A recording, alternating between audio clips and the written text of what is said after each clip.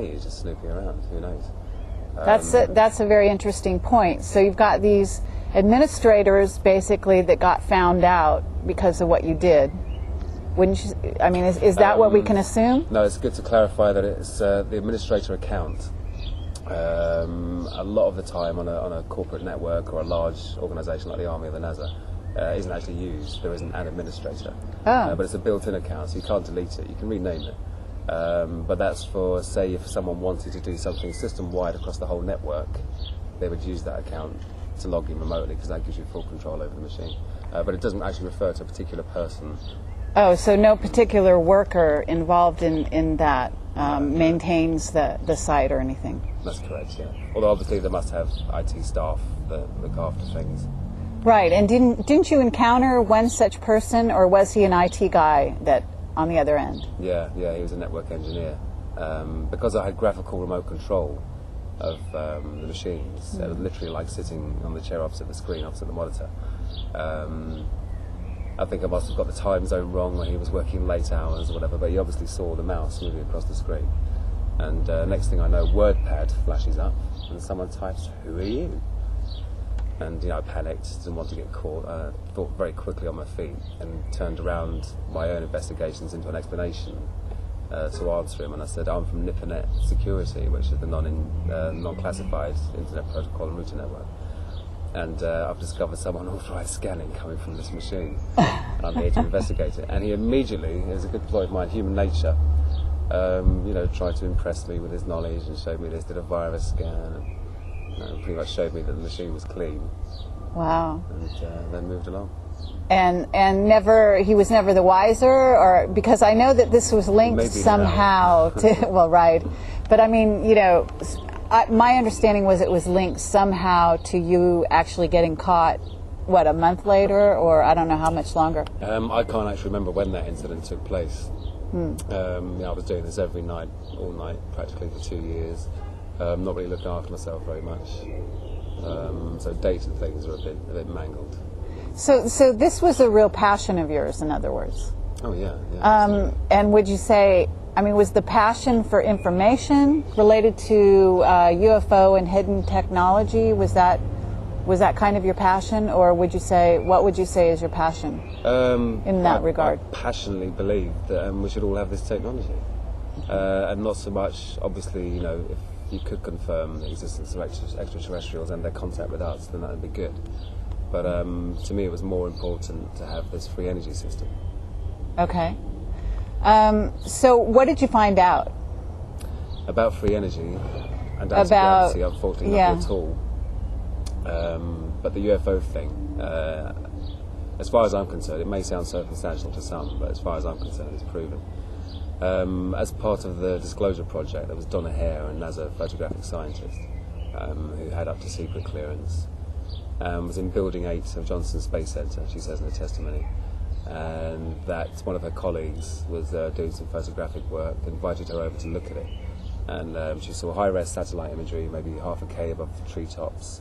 I think it was like a white disc, and she at first thought, it's a blob in the emulsion, some kind of fault with the photographic process.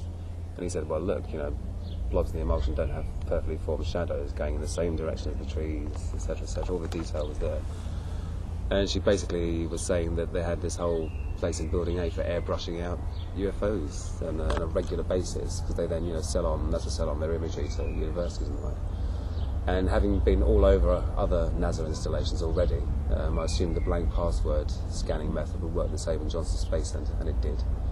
Once I was in there, I used various network commands to strip out the machines that were in Building 8 and got onto those. And the very first one I was on literally had what she said. I can't remember if it was filtered and raw, processed and unprocessed, but it was definitely folders whereby there was a transformation in the data taking place between one and the other. These folders were full of images in a proprietary NASA format, or in a format I'd never seen before, no JPEGs or GIFs. They're also 200 to 300 megabytes in size, and being on a 56k dial-up modem, there's no way I was going to download it. It's like 5 minutes per megabyte. So what I did, the remote control program that gives you graphical control of the machine, turned the resolution right down, turned it down to I think 4-bit color, and then on the desktop of the NAS machine, navigated to the folder, double-clicked on the first image.